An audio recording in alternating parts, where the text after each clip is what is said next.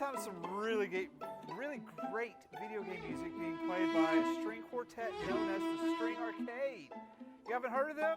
I guarantee you that you're gonna, because the String Arcade, there's this group of musicians who got together to make a charity album full of video game music. But unlike things like Video Games Live and some of these other video game concerts, they really picked just true gamer music that mostly those who grew up with games would really get. The album features some mainstream music, like from Minecraft, Plants vs. Zombies, and Portal, but it also gets a little bit deeper into gamer territory with Altered Beast, FTL, and Galaga.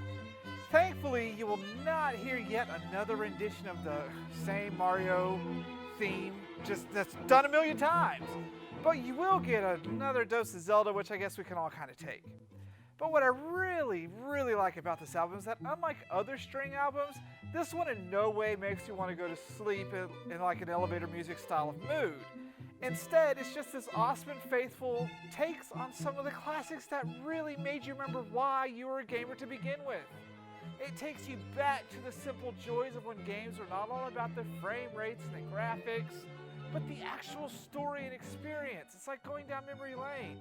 Discovering the album was a complete joy, and listening to it makes me remember the good old days that I used to love. And I must say, I use that term very loosely when I'm thinking about the Atari days, because let's face it, E.T. and Atari just were not a good combination at all.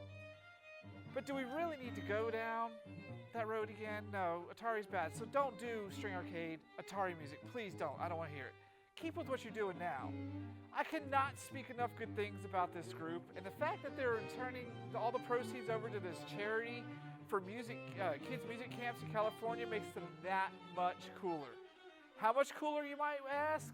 Well, they're our guests next week on Fanservice via Skype, so you're not going to want to miss that. But in the meantime, the album, The String Arcade, hits on February 11th, and you can head over to thestringarcade.com to get your copy, or you can go to iTunes if that's your, float your boat.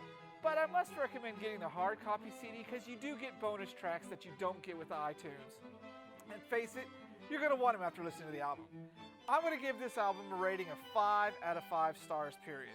And for someone like me who is not all that into music, that's pretty good.